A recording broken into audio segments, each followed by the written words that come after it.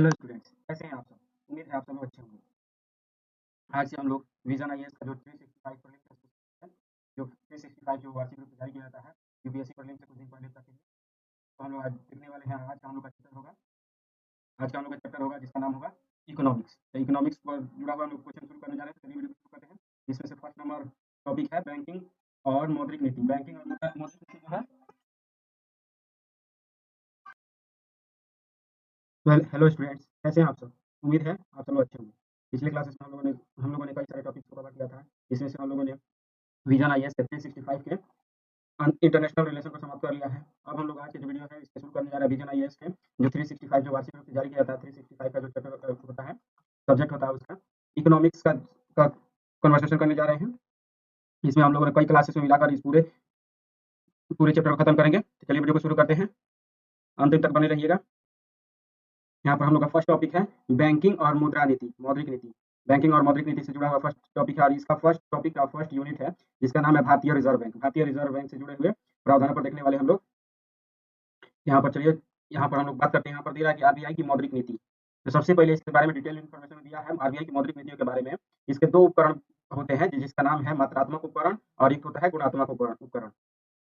यहाँ पर मात्रात्मक में क्या होता है, ऋण की मात्रा दिखाया जाता है, और जो गुणात्मक होता है उसमें ऋण की दिशा दिखाई जाती है। और मतलब एक तरह से इसको सामान्य तौर पर समझे तो जिस पर मात्रा पर नियंत्रण करने के लिए जिस पर प्रयास किया जाए, वैसी नीति आरबीआई की वैसी नीति जिसमें मात्रा पर जो मुद्रा है उसकी मात्रा पर नियंत्रित करने का प्रयास किया जाए। उसकी मान लीजिए कि ये इतना है तो इसके मान लीजिए कि मौद्रिक नीति में जो इन्फ्लेशन का दर है 10% है, तब यहाँ पर परसेंटेज पर सीधे काम किया जाए, इसको कम करने का प्रयास डायरेक्ट रूप से किया जाए तो उसको मात्रात्मक आ जाता है।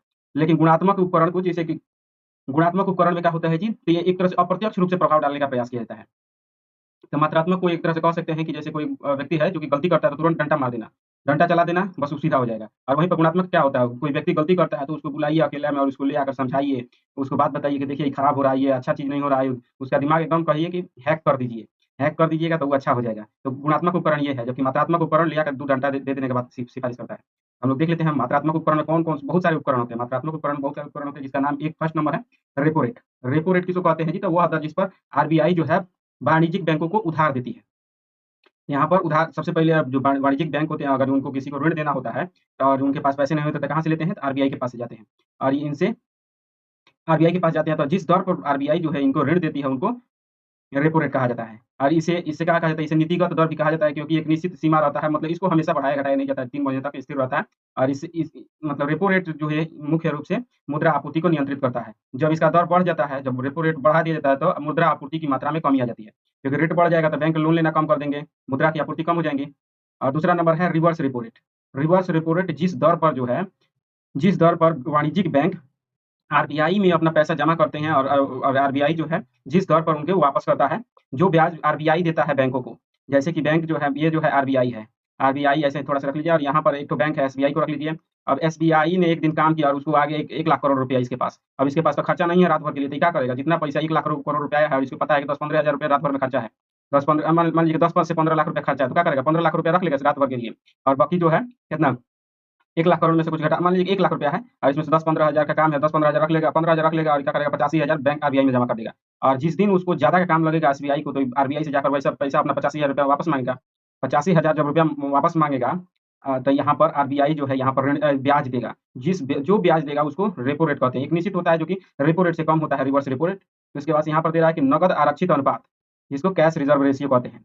कैश रिजर्व रेशियो का तात्पर्य है कि यहाँ पर जो 15,000 रुपया है, अब ऐसा एसबीआई कभी नहीं कर सकता कि अपने पास 1 लाख रुपया है, अगर इसको पता है कि कोई काम नहीं है तो 1 लाख का 1 लाख पूरा आरबीआई में डाल दे। चाहे 1 लाख का 1 लाख किसी को ऋण रातों-रात दे दे, ऐसा भी अनुमति नहीं है। उसको कहा गया है कि एक निश्चित मात्रा में लगभग 3% के आस-पास हमेशा जो है कैश के रूप में, पैसा के रूप में अपने पास लिक्विडिटी के रूप में रखना है। जैसे 10-15,000 रुपया रखा था, तो एक तरह से कैश यही रखना, कैश के रूप में 15,000 रुपया रखना है। तो ये प्रतिबद्ध है इसके लिए, जो आरबीआई जो मतलब जो बैंक होते हैं वे प्रतिबद्ध होते हैं। और चौथा नंबर जो उपकरण है ये जो होता है, इस सीआरआर का बढ़ने से भी बैंकों की साख सृजन क्षमता कम हो जाती है। कैश रिजर्व रेशियो बढ़ने से अब उसके बाद से कैश रिजर्व रेशियो जब बढ़ जाता है, मतलब कि ज़्यादा से ज़्यादा ये धन अपने पास रखने के लिए प्रतिबद्ध हो जाते हैं। मान लीजिए कि यहाँ पर है 15,000 रख के और 85,000 कहीं पर उन्होंने दे सकता है, चाहे आरबीआई को दे सकता है। अब बैंक को आरबीआई कहती है कि नहीं 85,000 नहीं, 15,000 नहीं रखना है, बल्कि कम से कम 50,000 अपने पास रख देना है, 85,000 ऋण देना है किसी को। तो 50,000 जब रखा जाएगा तो इससे तो कोई पैसा निकल नहीं रहा है। इससे कोई तो ना तो ऋण, ना तो सूद मिल रहा है, ना तो ये बढ़ रहा है, ना तो घट रहा है। तो यहाँ पर इससे घाटा होता है बैंकों को, इससे ऋण सृजन क्षमता कम हो जाती है, क्योंकि 85,000 दे सकते हैं, 50,000 तो रखना ही पड़ेगा। इसे नकारात्मक भी माना जाता है कैश रिजर्व रेशियो को विकास के लिए। अब यहाँ पर सांविधिक तरलता अनुपात जिसको एसएलआर बोलते हैं, जिसमें ये इसमें क्या होता है जी, तो जो यहाँ पर कैश के रूप में रहता है, यहाँ पर कैश रिजर्व रेशियो मतलब कैश के रूप में अपने पास रखना है, कैश के रूप में आरबीआई के पास रखना है। और यहाँ पर सांविधिक एसएलआर क्या कहता है जी, तो अपने पास प्रतिभूतियों के रूप में रखना है। सांविधिक तरलता के रूप में रखना है, मतलब कि स्वर्ण की तो स्वर्ण बॉन्ड रखना है, स्वर्ण का जो एक ठो स्वर्ण पेपर रखना है या फिर स्वर्ण रख लेना है। उसके बाद से कोई भी हो, कोई बॉन्ड रख लीजिए, सरकार का बॉन्ड रख लीजिए या फिर ट्रेज़री बिल रख लीजिए, ट्रेज़री बिल रख लीजिए, कोई भी एक ऐसा उपकरण इन तीनों में से कोई भी अपने पास रखे रहना है, ताकि अगर डिफ़ॉल्ट हो जाए बैंक को कोई हानि हो तो इनसे पूरा किया जा सके। इन्हें बेचकर इनसे पैसा निकालकर बैंक को उबारा जा सके। तो इसलिए इसको भी यहाँ पर 22% ये रखना पड़ता है बैंकों को अपने पास। तो इसको भी थोड़ा-सा नकारात्मक भी माना जाता है, क्योंकि एसएलआर की मात्रा बढ़ने से ऋण देने की क्षमता फिर से कम हो जाती है बैंकों को। और यहाँ पर जब हम लोग बात करेंगे गुणात्मक नीति, तो गुणात्मक उपकरण जो है, यह जो है ऋण की दिशा को तय करता है। गुणात्मक उपकरण में कौन-कौन से हैं जी, तो यह है नैतिक अनुनय। नैतिक अनुनय मतलब जैसे ही इन्फ्लेशन होता है, बाज़ार में क्या होता है, मान लीजिए कि भारत में क्या हो गया, मुद्रास्फीति हो गया। मुद्रास्फीति हो गया, मनी इन्फ्लेशन हो गया, तो क्या करेगा आरबीआई जो है बैंकों के पास जाएगा, कहेगा देखो बाबू, आरबीआई कहेगा देखो बाबू, ये इन्फ्लेशन बढ़ रहा है, आप लोग का काम है अच्छा से काम कीजिए, अच्छा से अच्छा काम कीजिए और क्या कीजिए, ऋण कम दीजिए, मतलब कि ऐसे लोगों को ऋण मत दीजिए जो डिफ़ॉल्टर है, जो भाग सकता है। कम से कम लोगों को ऋण दीजिए, कैसे कि इन्फ्लेशन बढ़ रहा है। मतलब कि एक तरह से कहा जाए प्यार से समझाता है। तो इसको क्या कहते हैं, नैतिक अनुनय कहा जाता है कि बैंकों से कहा जाए कि मान लीजिए कोई गिर रहा है या फिर गलती कर रहा है बैंक, तो वहाँ पर आरबीआई जाकर एक थप्पड़ नहीं लगाता है, बल्कि कहता है कि देखो बाबू, ये गलती हो रहा है। मतलब कि नैतिक अनुनय करता है। दूसरा नंबर है सीमांत आवश्यकता। सीमांत आवश्यकता को क्या कहते हैं जी, तो एक ऐसी, जितना आपके पास किसी को अगर ईएमआई पर, आप लोग इसको बेहतर तरीके से किसको समझ सकते हैं जी, तो ईएमआई को ले सकते हैं। ईएमआई पर आप लोग मोबाइल लेते होंगे, ईएमआई पर मोबाइल लेते होंगे या फिर कोई भी चीज़ जो है ऋण थी, पहले आप लोग क्रेडिट कार्ड से या फिर किसी बैंक से ले सकते हैं ऋण। ऋण के लिए क्रेडिट कार्ड भी होता है, ईएमआई भी होता है, कई सारे उपकरण होते हैं। तो यहाँ पर ईएमआई की जो मार्जिन बीच में जो एक ऐथी गैप होता है, उसको बढ़ा दिया जाता है। यहाँ पर हम बोल दिए थे कि ऋण मतलब मार्जिन को घटा दिया जाता है। मार्जिन को घटाया नहीं जाता, मार्जिन को बढ़ाया नहीं जाता, बल्कि मार्जिन को घटाया जाता है। क्यों जी? सीमांत आवश्यकता से तात्पर्य है कि मान लीजिए आपको क्या करना है, एक ठो मोबाइल लेना है। मोबाइल लेना है आपको ईएमआई पर। लेकिन जब आप बैंक से जाकर बोलिएगा कि हमको मोबाइल लेना है, बैंक से जाकर बोलिएगा तो बैंक कहेगा कि मोबाइल तो लेना है, हम ऋण देंगे, लेकिन आपके पास पहले कितना है? तो यही कहेगा कि ₹1000 है। ₹1000 है और मोबाइल कितना खरीदना था? ₹50,000 का। अब बीच में गैप कितना हुआ? 1000 इसके पास है, तो ऋण कितना लेना है? 50,000 का मोबाइल है तो ₹49,000 ऋण लेना है। तो इसमें मार्जिन कितना हो रहा है? 49,000। तो जो बहुत सारे बैंक होते हैं, कहते हैं कि चलो बढ़िया पैसा कमाने वाला आदमी है, 49,000 को 2-3 महीने में चुका देगा, तो बैंक इसको ₹49,000 ऋण दे देते हैं। लेकिन जब मार्जिन आवश्यकता सीमांत आवश्यकता को बढ़ा दिया जाता है, सीमांत आवश्यकता को बढ़ा दिया जाए, मतलब सॉरी, सीमांत आवश्यकता को घटा दिया जाए और कहा जाए कि ना, अब बैंक क्या कहेगा जी, सीमांत आवश्यकता में बैंक क्या कहेगा कि यहाँ पर मोबाइल लेना है तो आपके पास कम से कम 10,000 आपके पास रुपया होगा, तब हम 50,000 का मोबाइल लेने का इजाज़त देंगे। मतलब कि हम आपके जितना भी कुल मूल्य का अधिक से अधिक कितना दे सकते हैं जी? तो 80% दे सकते हैं, 20% आपको लाना पड़ेगा। 20% मतलब गैप जो है, आपको कितना प्रतिशत देंगे जी? मतलब केवल 40,000 देंगे। ऐसा नहीं है हर जगह 40,000 देंगे, नहीं। मतलब कि यहाँ पर जो गैप हो रहा है, गैप को कम कर दिया गया। पहले कितना हो रहा था? 49 का गैप हो रहा था, अब 30 का ही गैप हो रहा है। और भी ज़्यादा इन्फ्लेशन हो जाता है, बैंक क्या कहते हैं कि ना, आपके पास 20 होना चाहिए, तब आप, अब सॉरी, 20 नहीं होना चाहिए, आपके पास 25 होना चाहिए, तब आप जाके 25,000 होगा, तब आप जाके 50,000 मोबाइल की ओर ताक सकते हैं।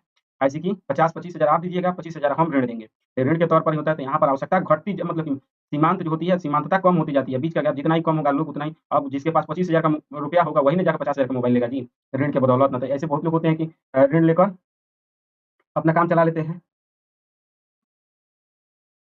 तो यहाँ पर लोग ऋण लेना बंद कर देंगे, सीमांत आवश्यकता घट जाएगी तो। ऐसा भी किया जाता है गुणात्मक उपकरण में। उसके बाद से प्रत्यक्ष कार्यवाही भी किया जाता है। प्रत्यक्ष पूरा आरबीआई जो है बाज़ार में उतर जाता है और क्या करता है, अब ऐसा नहीं है कि लाठी चलाने लगता है इसमें। इसमें क्या करता है, प्रतिभूति जो है उसको बेचने लगता है लोगों को। प्रतिभूतियाँ जो होती है, बॉन्ड को, कागज़ को, झूठ-मूठ कागज़ को दे देता है लोगों को और कहता है कि अपना पैसा लेके आओ। अभी लोग ले लेते हैं इसको, यहाँ पर बॉन्ड को लालच देके कहता है कि देखिए कागज़ है, ये कागज़ रखिएगा तो 1 साल बाद आपको ₹100 कागज़, ₹100 दीजिए आप और 1 साल बाद आपको हम ₹110 देंगे। लोग जो है ब्याज के लिए इसको कागज़ लेकर और पैसा दे देते हैं, बाज़ार से पैसा कम हो जाता है, तो इसको प्रत्यक्ष कार्रवाई कहा जाता है। या फिर जब मंदी की स्थिति आ गई तो सरकार क्या करता है जी, तो क्या करता है, सारे के सारे ये बॉन्ड जो होते हैं इसको खरीद कर वापस ले लेता है और पैसा लोगों को दे देता है।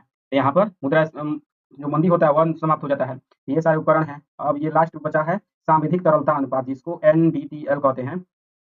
इसके पर यहाँ पर ये हम लोगों ने सारे उपकरणों को देख लिया, सीआरआर, एसएलआर तक के देख लिया। अब हम लोग देखने वाले हैं नेक्स्ट टॉपिक, जिसका नाम है, जो कि यूनिट 2 होगा, आरबीआई से जुड़ा हुआ, जो मौद्रिक नीति है उससे जुड़ा हुआ यूनिट 2 है, जिसको 1.2 दिया गया है। इसका नाम है केंद्र सरकार को हस्तांतरणीय अधिशेष राशि। जो इस बार है केंद्र सरकार, मतलब कि आरबीआई ने, जो हमेशा की तरह आरबीआई जो है अपना जितना भी लाभ पैसा कमाता है उसको साल भर में एक बार किसको जी, तो केंद्र सरकार को देता है। आरबीआई भी लाभ कमाता है। आरबीआई जो बैंकों को ऋण देता है, ऋण देने के बदले ब्याज जो लेता है, उसके बाद से जो नोट छपाई से जो पैसा उसको अर्जित होता है, इनकम होता है, ये सब का सब जितना लाभ होता है, उसका कुछ हिस्सा जो है अपना अपना मतलब पैर मजबूत करने के बाद जो बचता है उसको केंद्र सरकार को दे देता है। तो इस बार भी दिया है, 2024-25 में कितना रुपया दिया है जी? तो 2.69 लाख करोड़ रुपया। कितना जी? तो 2.69 लाख करोड़ रुपया दिया है। यह किस आधार पर कैसे देता है? कौन-सा कैलकुलेशन है जी, जिसके आधार पर अपना लाभ ज्ञात कर लेता है आरबीआई और उ उसका मतलब कि केंद्र सरकार को दे देता है। तो उस जो जिस मैट्रिक्स पर इसकी गणना की जाती है आरबीआई द्वारा, उसका नाम है संशोधित आर्थिक पूंजीगत फ्रेमवर्क, जिसको ईसीएफ कहा जाता है। ईसीएफ के आधार पर गणना की जाती है, क्या जोड़ना है, क्या घटाना है, मतलब ऋण से जो आय हुआ है उसको किसमें कहाँ जोड़ना है और कौन-सी जो खर्चा हुआ है, कौन-सी खर्चा को घटा लेना है, ये सब की जानकारी जो है ईसीएफ फ्रेमवर्क के तहत तय किया गया है और उसी से अपना कैलकुलेशन निकालता है। जैसे हर चीज़ का एक एक विधि होता है जिसमें कुछ जोड़ना, कुछ घटाना, कुछ घटा लेना, कुछ गुणा कर देना, कुछ भाग कर देना, ऐसा कुछ एक निश्चित नियमावली होती है। तो वही नियमावली जिस नियमावली पर अपना अधिशेष की जानकारी देता है, अधिशेष का कैलकुलेशन करता है आरबीआई, उसे क्या कहते हैं जी? तो संशोधित आर्थिक पूंजीगत फ्रेमवर्क ईसीएफ कहा जाता है। यहाँ पर आरबीआई की आय के प्रमुख स्रोत क्या-क्या है जी? तो ब्याज की वसूली से आय, तरल प्रबंधन संसाधनों से आय, आय अर्जित ब्याज, ब्याज से आय, उसके बाद से आर्थिक पूंजीगत के बारे में ईसीएफ के बारे में हम देख लेते हैं। ईसीएफ का जन्म किसने दिया जी? तो ईसीएफ का जन्म दिया विमल जालान समिति ने। विमल जालान समिति जिसका गठन आरबीआई ने 2019 में ही किया, मतलब 2019 में जो पहले से 2016 में इसका गठन किया गया था विमल जालान समिति, इसने कुछ समय तक अपना रिपोर्ट तैयार किया, उसके बाद से जब दिया तो आरबीआई ने सन 2019 में इसको अपना लिया था। विमल जालान समिति की सिफारिशों पर विमल जालान समिति ने एक जो सिस्टम दिया उसको ईसीएफ का नाम दिया गया। ईसीएफ जो होता है उद्यम व्यापी जोखिम प्रबंधन, जिसको ईआरएम फ्रेमवर्क 2012 का एक अभिन्न अंग है। 2012 से कौन-सा मतलब जो गणना की विधि थी, जो जिस दर पर अपना अधिशेष ज्ञात ज्ञात करता था आरबीआई, उ उसको क्या कहा जाता था जी? सन 2012 में जो तैयार किया गया था उसका नाम था ईआरएम, जिसको उद्यम व्यापी जोखिम प्रबंधन कहा जाता था, ईआरएम कहा जाता था। अब इसी से थोड़ा-सा सुधार करके ईसीएफ नाम दे दिया गया और मतलब थोड़ा-सा सुधरा हुआ है पूर्व की तुलना में। 2012 में अपनाया गया था, उसी पर 2019 में इसको ईआरएम को ईसीएफ कर दिया गया। यहाँ पर ईसीएफ जो है रिस्क प्रोविज़निंग के उचित स्तर को निर्धारित करता है। जितना भी रिस्क होता है, पहले जो 2012 में ईआरएम था, इसमें रिस्क को कम जगह दिया गया था कि कौन-सा ऋण पर रिस्क है, उसको कम मान्यता दी गई थी। लेकिन वहीं पर जब बात करेंगे, ईसीएफ में यहाँ पर जो भी रिस्क होता है, उसको भी ज़्यादा ध्यान दिया गया। आरबीआई अधिनियम 1934 की धारा 47 के तहत जाने वाले लाभ वितरण के लिए एक पद्धति प्रदान करता है। यहाँ पर आरबीआई अधिनियम 1934 की धारा 47 में भी जो लाभ की गणना की विधि बताई गई थी, उसी में संशोधन करके सबसे पहले ईआरएम लाया गया 2012 में और 2019 में ईसीएफ को अपना लिया गया। और इससे जुड़ा हुआ अगला इन्फॉर्मेशन है, ईसीएफ के तहत आर्थिक पूंजी के घटक, ईसीएफ के तहत आर्थिक पूंजी के घटक हैं। यहाँ पर रियलाइज्ड इक्विटी, रियलाइज्ड इक्विटी, इसमें आरबीआई की पूंजी, आरक्षित निधि, आकस्मिक निधि और आस्ति विकास निधि शामिल हैं। ये सभी के सभी शामिल हैं। आकस्मिक जोखिम बफर, जिसको कंटिजेंट रिस्क बफर कहते हैं, आकस्मिक जोखिम बफर या फिर कंटिजेंट रिस्क बफर सीआरबी कहते हैं इसको। वित्तीय स्थिरता, ऋण पर और परिचालन जोखिम संबंधी जोखिमों के लिए प्रावधान करने हेतु आरबीआई की रियलाइज्ड इक्विटी का घटक है यह सब। मतलब कि अपना इस गणना में क्या होता है जी, तो जितना भी उसको आरबीआई को भी घाटा होता है, आरबीआई को केवल लाभ ही नहीं होता है, जो मशीन जल गया, मान लीजिए कि नोट छपाई हो रहा है, नोट छपाई का मशीन जल गया, तो उस पर भी अ, उस पर भी जो घाटा होता है उसको भी कैलकुलेट किया जाता है। मान लीजिए किसी कोई बैंक करप्ट हो गया, मतलब बैंक खत्म हो गया और उसने जो ऋण लिया था वो भी डूब गया, तो आरबीआई का ना पैसा जो डूबेगा जी। तो जितने भी देश भर में जो खर्चे होते हैं आरबीआई द्वारा, जैसे उसकी प्रशासनिक क्षमता में कुछ खर्चा होता है, तो उसका जो पैसा खर्चा होता है उसको भी घटाना पड़ता है। ये सभी के सभी जो है रियलाइज्ड इक्विटी के घटक माने जाते हैं। यहाँ पर पूरे पुनर्मूल्यांकन शेष, जिसको रिवैल्यूएशन बैलेंस कहते हैं, यह जो है निवल हानियाँ भी इसमें गणना की जाती है। ब्याज दर में उतार-चढ़ाव के परिणाम, जो मान लीजिए कि ब्याज दर में उतार-चढ़ाव से भी आरबीआई को घाटा होता है। आज था बैंक का रेट था, मान लीजिए कि इसने आरबीआई ने एसबीआई को 5% के दर पर ब्याज दिया। कितना दिया जी? 5% के दर पर पैसा दिया। लेकिन कल क्या हुआ जी? तो बाज़ार के इतना दबाव डाला बाज़ार ने कि यहाँ पर ऋण का दर कितना हो गया जी? तो ऋण का दर 4% रह गया। अब जो है यह एसबीआई जब अपना आरबीआई का पैसा वापस करेगा, तो ये कितना पर देगा? तो 4% के आस-पास में देगा। ऐसा तो नहीं है कि 5% से बढ़ाकर ज़बरदस्ती नौटी पर हाथ रख के ले लिया जाए, नहीं, ऐसा नहीं होता है।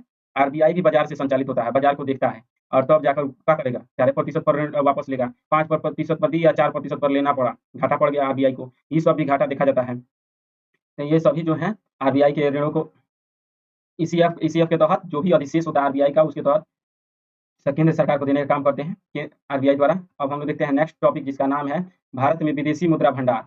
भारत में विदेशी मुद्रा भंडार कितना हो चुका है? तो नवीनतम डेटा के अनुसार जो है भारत में गोल्ड रिजर्व $102.3 बिलियन का हो चुका है। नवीनतम डेटा के अनुसार भारत का स्वर्ण भंडार जो है गोल्ड रिजर्व 102.3 बिलियन डॉलर का हो चुका है। यहाँ पर स्वर्ण का हिस्सा लगभग 15%, अर्थात सोने का हिस्सा कितना प्रतिशत है जी? तो 15%।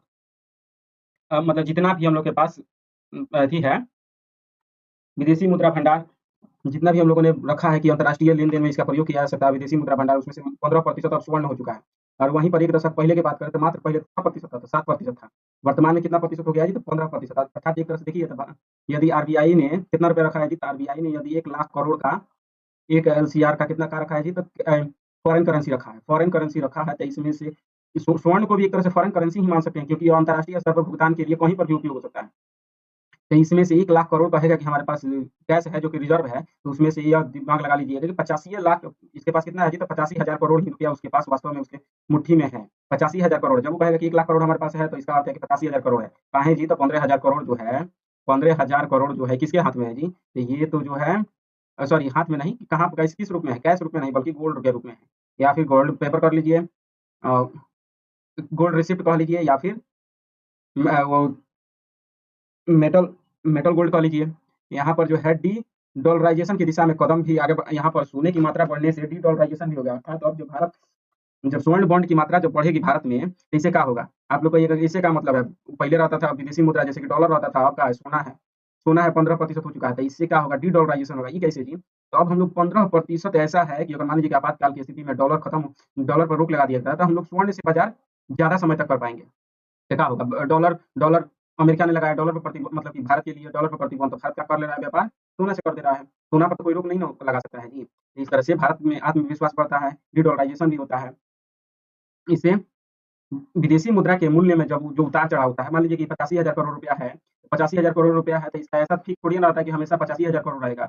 और जैसे ही रेशियो बदलते ही मतलब कि डॉलर के मूल्य में कमी जैसे ही हुआ, ये इसका मान भी कम हो जाएगा। इसका मान क कम होते ही भारत में अस्थिरता उत्पन्न हो जाएगी। इसीलिए अगर सोना रहेगा, तो सोना का मांग तो इतना जल्दी घटता-बढ़ता थोड़ी ना है, कोई ऐसा नमक थोड़ी ना है कि घुल के पानी में बह जाएगा ये। ये हम बहुत लंबे समय तक रहता है, इसीलिए इसका मूल्य जो होता है ज़्यादा स्थिर होता है अन्य अन्य कोई भी वस्तु की तुलना में। यहाँ पर संकट से बचाव में भी यह प्रयोग होता है, काहे कि अगर मान लीजिए संकट से बचाव के लिए वो बतेबे किए हैं कि यदि डॉलर पर रोक लगा दी यूएसए भारत के लिए, तो हम लोग सोना से बाज़ार कर लेंगे। क्रय शक्ति कम नहीं होती है इससे। यहाँ पर अगर सोना बढ़ रहा है तो इससे बहुत लोग को लगता है कि क्रय शक्ति कम हो जाएगी, क्योंकि तो यहाँ पर स्वर्ण का हिस्सा बढ़ने से जोखिम जोखिम भी कम होता है। यहाँ पर स्वर्ण की मात्रा बढ़ने से जुड़े हुए कुछ जोखिम भी हैं, जिन्हें स्वर्ण को नकदी में बदलने की प्रक्रिया जो होती है धीमी होती है। इससे कौन-सी चुनौती है जी? मान लीजिए कि सोना का ही अगर मुद्रा चलने लगे देश भर में, मतलब मुद्रा नहीं कह सकते हैं, अगर ज़्यादातर हिस्सा जो पैसा है जो है भारत के हाथ में स्वर्ण के रूप में हो जाए, तो इसको बदलने की प्रक्रिया धीमी और महँगी होती है। काहे से कि जिस ज्वेलरी के पास आप सोना ही ले लीजिए, सोना का बिस्कुट रख लीजिए, जिसका दाम है 10 लाख रुपया।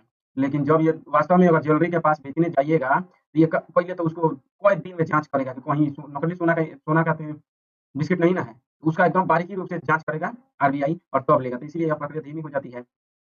भंडार और सुरक्षा तक अधिक लागत आती है, अर्थात सोना को सुरक्षित करने में ज़्यादा पैसा लगता है। विदेशी गोल्ड्स में भी भंडार, बीमा, परिवहन लागत भी बढ़ जाता है, कैसे सोना को रखने के लिए ज़्यादा सुरक्षा की ज़रूरत है।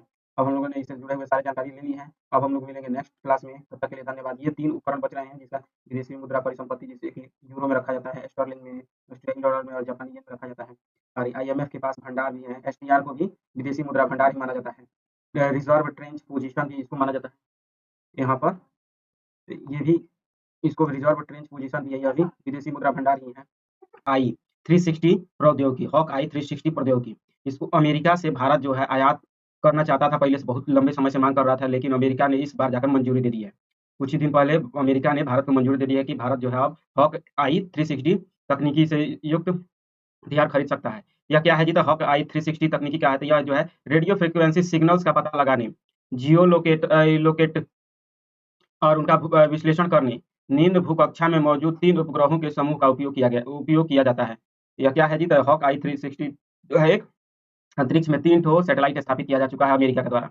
अमेरिका ने मान लीजिए कि ये पृथ्वी है, तो इसके चारों तरफ निम्न भू-स्थिर कक्षा में 3 ठो सैटेलाइट अमेरिका ने स्थापित किया। इससे क्या होता है जी? तो अगर मान लीजिए कोई भी दुश्मन देश एक देश ये मान लीजिए कि इधर चीन को ही ले लीजिए, चीन जो है भारत पर कोई ऐसा शस्त्र हथियार छोड़ता है, जो कि किसी भी अन्य अथी से जो डिटेक्टर से पकड़ा नहीं जा पाता है, उसको भी यह पता लगा सकता है। कैसे कि ये जो डिटेक्टर होते हैं, पहले पारंपरिक डिटेक्टर जो भारत समेत विश्व के अन्य देश उपयोग करते थे, वे ज़मीन पर होते थे। ज़मीन पर इनकी आवाज़ को सुनकर जैसे आवाज को रडार का नाम सुने होंगे, तो रडार से पहले हथियारों को पता लगाया जाता था, उसके बाद से उन्नत तकनीकियाँ बढ़ाई जाती रही, लेकिन ज़मीन से ही पता लगाया जाता था। लेकिन अब ये जो हॉक आई है, यह सिर्फ़ ज़मीन से नहीं बल्कि यह उपग्रहों के माध्यम से, अर्थात कहीं से भी फेंकिए तो ये नीचे से पता लगाना बड़ा मुश्किल है, लेकिन ऊपर से देखकर, ऊपर से जो ऊष्मा निकलती है, ये हथियारों से जो ऊष्मा निकलती है, उससे उसका अध्ययन करके हथियार की स्थिति का पता लगाना काफ़ी आसान हो जाता है। तो भारत जो है अब हॉक आई सिस्टम का उपयोग कर सकेगा। इसके लिए कुछ पेमेंट करना पड़ेगा अमेरिका को, लेकिन भारत को काफ़ी लाभ होगा। कोई भी पाकिस्तान से चाहे चीन से कहीं से भी आक्रमण हो, भारत इनको तुरंत पता लगा लेगा। क्यों जी? तो यह रेडियो फ्रीक्वेंसी तकनीकी पर आधारित है। यहाँ पर जहाज़ों का पता लगा सकता है, वैसे जहाज़ जो ट्रैकिंग से बचने के लिए ऑटोमेटिक आइडेंटिफिकेशन सिस्टम का बंद कर देते हैं। मतलब कि पहले जो रडार का उपयोग होता था, उसके बाद से ऑटोमेटिक आइडेंटिफिकेशन सिस्टम का भी उपयोग होता था। इन सभी को समाप्त के प्रभाव को खत्म करने वाले हथियारों को भी यह पता लगा सकता है, हॉक आई। अब हम लोग नेक्स्ट टॉपिक के बारे में देख लेते हैं। ईगला एस। ईगला एस क्या है जी? तो यह जो है शत्रुओं के ड्रोन, हेलीकॉप्टर, जेट विमानों से निपटने के लिए रूसी ईगला एस मिसाइल प्राप्त हुए। किसको जी? तो भारतीय थल सेना को प्राप्त हुए हैं। भारतीय थल सेना को रूसी ईगला एस मिसाइल प्राप्त हुए हैं। यह भी क्या करता है? तो यह भी शस्त्रों का डिटेक्टर ही है। ड्रोन, हेलीकॉप्टर, जेट विमान इन सब का पता लगा सकता है। ईगला एस जो है मैन पोर्टेबल है, अर्थात सबसे बड़ी बात है, यह इसको काँधे पर रखकर कोई एक सैनिक भी ले सकता है। आदमी भी ढो सकता है। यह जो है सतह से हवा में मार करने वाली मिसाइल है। सतह से हवा में मार करने वाला, आप लोग ईगला एस का नाम पहले भी नाम सुने होंगे, जिसको जैसे रूस का विश्व का टॉप 5 जो है मैन पोर्टेबल एयरक्राफ्ट जो होते हैं, मतलब काँधे पर रखकर, आप लोग देखे होंगे फ़िल्म में भी, काँधे पर रख के किसी भी ड्रोन को या फिर बड़े-बड़े मिसाइल को भी गिराया जा सकता है, या फिर हेलीकॉप्टर को भी मार कर गिराया जा सकता है। तो उसमें से रूस का सबसे बेस्ट जो है उसका नाम है ईगला एस। यहाँ पर खतरे वाले क्षेत्रों में तैनात थल सेना के लिए डिज़ाइन किया गया है। यह जो है वीएसएचओआरडी तकनीकी very short range air defence system है। यह मतलब कि काफ़ी कम दूरी पर ही, अगर मान लीजिए कि हेलीकॉप्टर जो है काफ़ी कम दूरी पर हो, उसको भी मार मार सकता है यह। यह जो है इंफ्रारेड होमिंग तकनीकी का उपयोग करके निशाना लगाता है। अर्थात ऐसे ही कोई निशाना निशाना लगाने के लिए किस चीज़ का प्रयोग करता था? इंफ्रारेड होमिंग तकनीकी। पहले क्या होता था, कोई भी चीज़ मारना होता था, मान लीजिए बंदूक से ही किसी को मारना होता था, क्या कहते हैं? जिसका निशाना होगा वही मार पाएगा किसी को। लेकिन ये जो है ईगला एस, निशाना कौन भी हो, केवल कलेजा हो, मतलब कि हिम्मत हो बंदूक चलाने का, वो व्यक्ति अगर इंफ्रारेड का उपयोग इस ईगला एस से मारे तो निशाना न भी लगे फिर भी जाके लग जाए। क्यों जी? तो क्योंकि यह इंफ्रारेड होमिंग तकनीकी का उपयोग करता है। इसमें सिर्फ़ इंफ्रारेड का उपयोग करके किरणें निकाली जाती हैं, वस्तु को डिटेक्ट कर लिया जाता है कि वो इतना दूर है, इतना तेज़ी गति से चल रहा है, तुरंत ईगला एस को पता चल जाता है। इसको हिट करने की जगह थोड़ा-सा आगे हिट करता है, जैसे ही आगे बढ़ता है, ये हिट हो जाता है। तो ये सबसे बड़ी बात है। टारगेट ये कहाँ कैसे ही बस इसको पता लगाता है जी? तो इसके इंजन की ऊष्मा से। इंजन, ये जो मान लीजिए कि ये कोई ड्रोन है और घातक ड्रोन है, इसके इंजन से जो ऊष्मा निकलती है, इसके ऊष्मा को यह डिटेक्ट कर लेता है।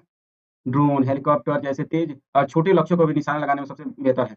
यह जो है 6 किलोमीटर दूरी तक के जबकि 3.5 किलोमीटर ऊँचाई तक की वस्तुओं को भेज सकता है। तो बताइए, 6 किलोमीटर दूर हो और 3.5 किलोमीटर ऊँचा हो, उसको भी भेज सकता है। ईगला एस और भारत को प्राप्त हो गया। लेकिन इतना भी गर्व करने की ज़रूरत नहीं है, क्योंकि यह भारत ने बनाया नहीं बल्कि खरीदा है।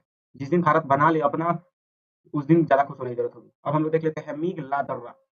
मीग लादर्रा बीआरओ के प्रोजेक्ट हिमांक के तहत मीग लादर्रा दुनिया की सबसे ऊँची मोटरयान चालन सक्षम सड़क बनाई गई है। प्रोजेक्ट हिमांक के तहत दुनिया की सबसे ऊँची मोटरयान चालन सड़क बनाई गई है। जो कि समुद्र तल से 19,400 फीट की ऊँचाई पर है।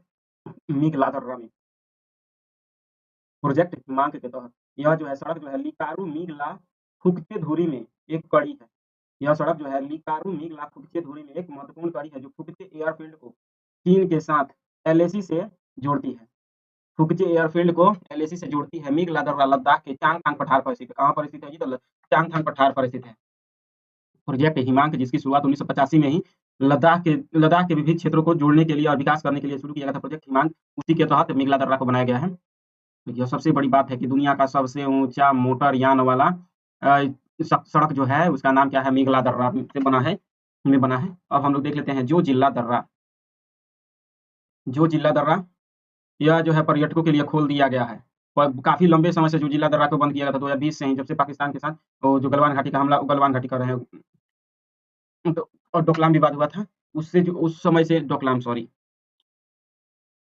मतलब कि जो 2019 में पाकिस्तानी सेना ने भारतीय सैनिकों के जो बम से हमला किया था भारतीय सैनिकों पर, जिसमें 42 जवान मारे गए थे। उसके बाद से जो जिला दर्रा पर थोड़ा-सा बैन लगाया गया था, लेकिन अब जो है बिना प्रमाण पत्र के भी कोई भी पर्यटक जो जिला दर्रा में जा सकता है। यह जो है 3528 मीटर या फिर 11,649 फीट की ऊँचाई पर है। 3528 मीटर या फिर 11,649 फीट की ऊँचाई पर है। लद्दाख और कश्मीर के बीच संपर्क का मार्ग है। लद्दाख और कश्मीर के बीच संपर्क का मार्ग है। द्रास घाटी से अलग करता है यह। यह जो है द्रास घाटी से, कश्मीर घाटी को द्रास घाटी से अलग करता है। श्रीनगर और लेह को जोड़ने वाले एनएच 1 पर स्थित है। श्रीनगर और लेह को जोड़ने वाले NH1 पर स्थित है। यह फोतुल्ला के बाद दूसरा सबसे ऊंचा दर्रा माना जाता है। फोतुल्ला के बाद दूसरा सबसे ऊंचा दर्रा माना जाता है। वर्ष 2018 में जोजिला टनल परियोजना शुरू की गई थी। जोजिला टनल परियोजना 2018 में शुरू की गई थी, लेकिन 2020 में थोड़ा सा खटाई में पड़ी और अब जो है इसको पूरा कर दिया गया, पर्यटन के लिए खोल दिया गया है। पूरा होने पर यह एशिया की सबसे लंबी और द्विदिश सुरंग होगी। तो सबसे बड़ी बात है, यह जो है जोजिला दर्रा जो है एशिया की सबसे लंबी द्विदिशीय सड़क होगी, मतलब सुरंग होगी, मतलब इधर से भी जाने का रास्ता है, इधर से भी आने का रास्ता है अलग अलग। यह सबसे बड़ी बात है कि एशिया की सबसे बड़ी द्विदिशीय सुरंग होगी। का नाम है जी? तो जोजिला दर्रा। कितना फीट पर है जी? तो 3528 फीट की ऊंचाई पर है। NH1 पर ही है, श्रीनगर से लेह को जोड़ने वाले NH1 पर। अब हम देख लेते हैं प्रोजेक्ट वर्षा। अगला टॉपिक है प्रोजेक्ट वर्षा। प्रोजेक्ट वर्षा के अंतर्गत INS वर्षा 2026 तक बनकर तैयार हो गई। तो इस प्रोजेक्ट वर्षा जैसे आएगा तो दिमाग में आएगा कि बरखा कहीं हो रहा है, तो इसको डिटेक्ट करने के लिए, मतलब बारिश को पता लगाने के लिए। लेकिन वास्तविकता क्या है? INS वर्षा जो 2026 तक बनकर तैयार हो रही है, उससे जुड़ा हुआ है। प्रोजेक्ट वर्षा शस्त्रों को निर्माण से जुड़ा हुआ है। ये किसकी परियोजना है जी? तो नौसेना की परियोजना है। यह जो है जल के भीतर परमाणु क्षमताओं को बढ़ाने में सक्षम बनाएगा भारत को। जल के भीतर परमाणु बम ले जाने वाले यह होगा प्रोजेक्ट वर्षा। यह जो है 12 से अधिक परमाणु ऊर्जा चालित बैलिस्टिक मिसाइल पनडुब्बियों के बेड़े के रखने के लिए एक सुरक्षित भूमिगत बेस विकसित करना है। तो वर्षा क्या है कि प्रोजेक्ट वर्षा के तहत जो बनाया जा रहा है, 12 ठो परमाणु बैलिस्टिक मिसाइल को पनडुब्बियों को रखने के लिए भूमिगत बेस विकसित किया। मतलब मान लीजिए कि ये जो तट है, तो यहाँ पर तो ये तो क्या कहते हैं, पनडुब्बियां तो इधर उधर काम करती रहती हैं, लेकिन कुछ ऐसे भी जरूरी है कि स्टॉक में रखा जाए। मान लीजिए कि अंदर गई है जो पनडुब्बी, ये खराब हो गई थी, यहाँ पर कुछ ऐसे पनडुब्बी पहले से तैनात रहेंगे, तो वही ना इसके कार्य को रिकवरी करेंगे। तो इसीलिए पहले ही ऐसा बेड़ा बनाया जा रहा है, तो जो कि 12 ठो बेस, एक ऐसा बेस बनाया जा रहा है जिस पर 12 ठो पनडुब्बी को रखा जा सके, स्टॉक में रहेगा। जैसे ही कहीं पर खराब होगा तो इसकी जगह उनको निकाल कर ले आकर और इसको उसकी जगह पर कार्य में सौंप दिया जाएगा। इसी के लिए 12 ठो पनडुब्बियों को रखने की परियोजना है, बेस बनाया जाएगा जहाँ पर रखे जाएंगे। ये रखे कहाँ जाएंगे जी? तो रामबिल्ली गांव, आंध्र प्रदेश का रामबिल्ली गांव कुछ यहाँ पर है, यहाँ पर रखे जाएंगे। कहाँ पर जी? तो रामबिल्ली गांव, आंध्र प्रदेश के रामबिल्ली गांव में यह जो बेस बनाया जाएगा।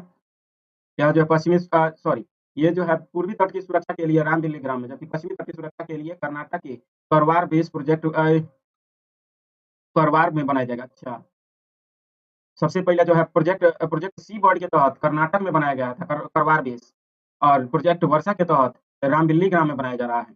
एक तो कर्नाटक में पश्चिमी घाट के लिए कर्नाटक में है, जबकि पूर्वी घाट की सुरक्षा के लिए जो 12 रखे जाएंगे, इसको रामबिल्ली ग्राम में बनाया जा रहा है। तो अब हम लोग देख लेते हैं, ये पूर्वी तट की रक्षा करेगा और ये तो पश्चिमी तट के लिए समर्पित है। दोनों पर 12-12 पनडुब्बियां रखी जाएंगी स्टॉक में, ताकि कभी भी काम उपयोग में लाया जा सके। अब देख लेते हैं operation black forest. Operation black forest यह जो है नक्सलियों के खिलाफ चलाया गया तो अब तक का सबसे बड़ा अभियान है। ऑपरेशन ब्लैक फॉरेस्ट नक्सलियों के खिलाफ चलाया गया अब तक का सबसे बड़ा अभियान है। छत्तीसगढ़ तेलंगाना सीमा पर स्थित कर्री गुट्टा पहाड़ी पर चलाया गया है। किस पर जी? तो छत्तीसगढ़ तेलंगाना सीमा पर जो कर्री गुट्टा नामक पहाड़ी है, वहीं पर चलाया गया है। यह गृह मंत्रालय के अनुसार वामपंथी प्रभावित जिलों की संख्या 6 से घटकर 3 रह गई है।